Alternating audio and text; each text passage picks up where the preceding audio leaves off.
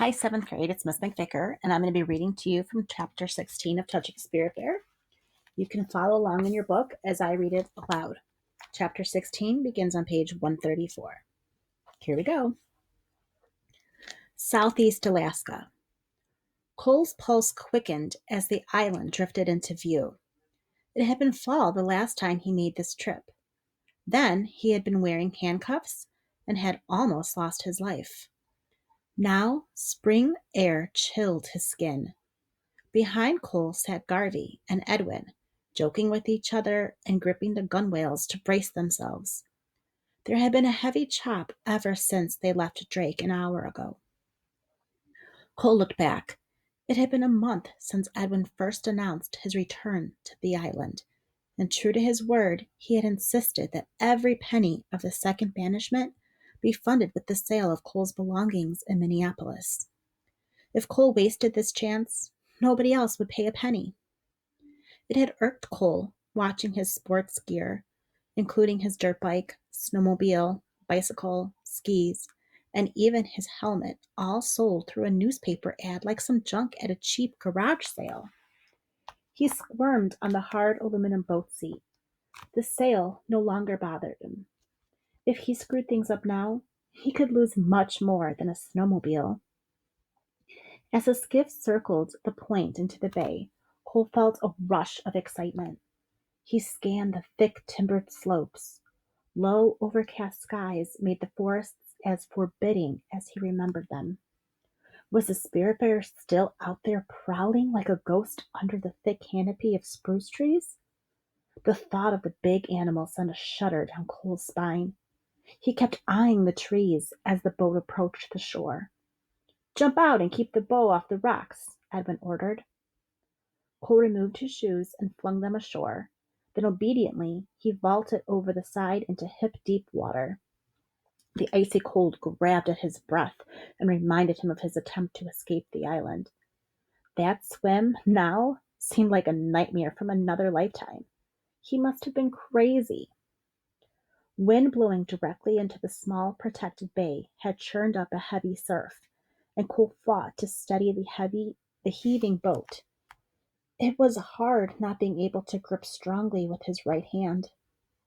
Garvey swung himself into the water on the opposite side and helped guide the skiff to shallower water. Then, when Cole struggling to hold the bow, Edwin passed ashore the heavy boxes of basic supplies they had brought to go with the building materials delivered earlier by a larger boat. When the skiff floated empty, Edwin stepped into the water, and all three dragged the aluminum boat out of the surf, over the rocks, and well above high tide mark. "Try to swim away in this water, and it'll kill you," Edwin warned Cole. "I won't be running away," Cole said, retrieving his shoes. Already his feet were numb from the water. "We'll see, won't we?" Edwin said. "So what do we do first?" Cole asked, looking up toward the tree line at the stack of building materials. "We don't do anything," Garvey said. "Everything is up to you now. Edwin and I will stay a few days until you finish building the shelter. Any questions? Fine. But you're carrying the ball now. You're going to prove your commitment. Get a fire going first, then set up the tent."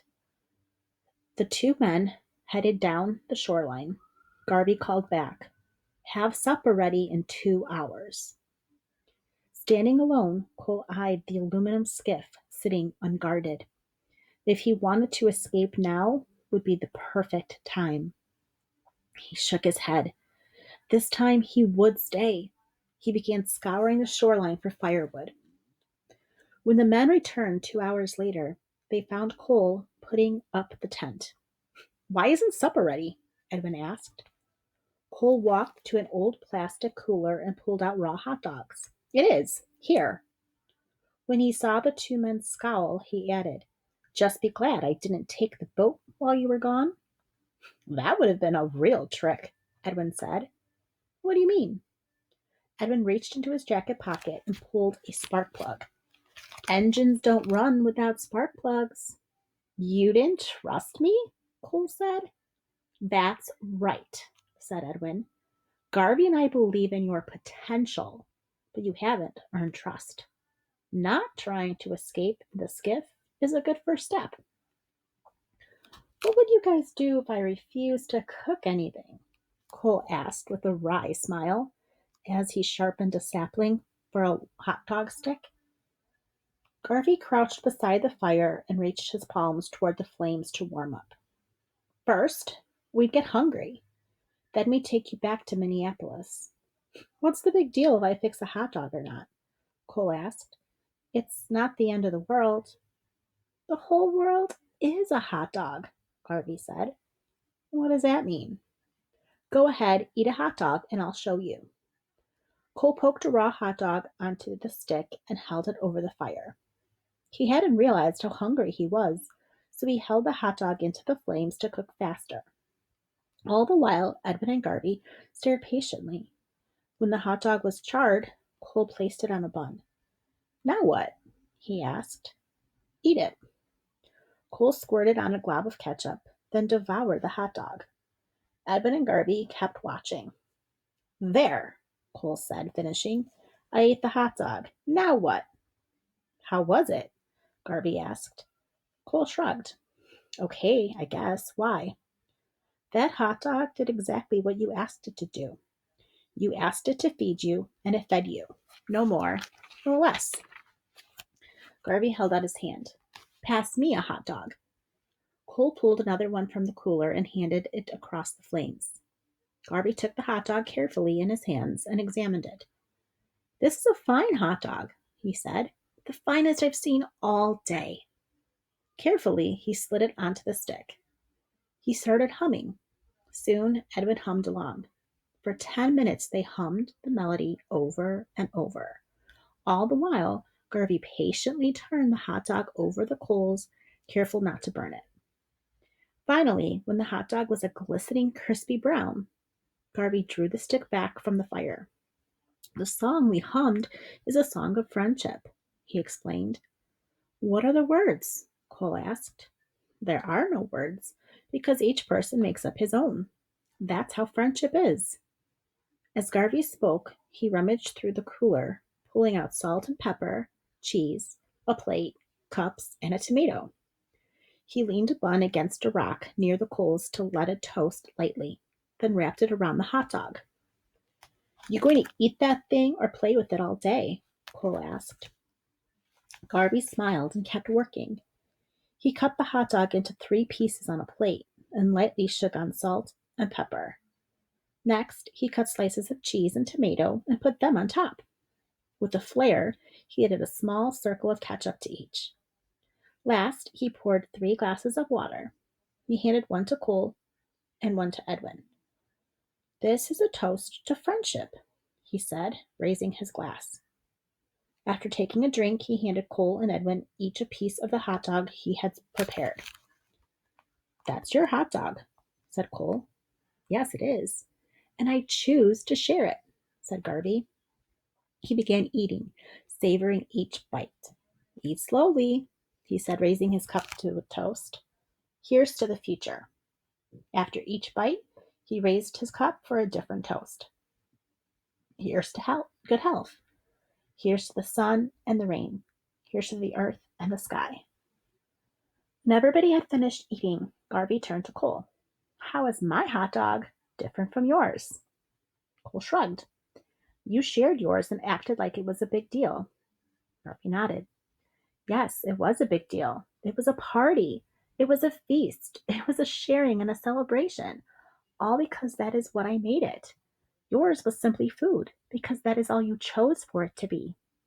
All of life is a hot dog. Make of it what you will. I suggest you make your time here on the island a celebration. Cole scuffed at the dirt with his shoe. What is there to celebrate? He asked. Discover yourself, Edwin said. Celebrate being alive. Now, if you remember back to the cake demonstration that Garvey did many, many chapters ago, we talked about symbolism and how the cake symbolized life. And at that point, I said a lot of different things were going to symbolize life. Well, here's another example of that, the hot dog. The hot dog symbolizes life. And what Garvey is saying is that, like, the message behind it is life is what you make of it. Cole chose for his hot dog to be rushed and burnt and nothing special. He just wanted it to be food. And that's what it was. And that's okay. That's fine. That's all Cole wanted it to be. There was no problem with that. Garvey made his a celebration. He took his time with it. He made it special. He shared it with other people.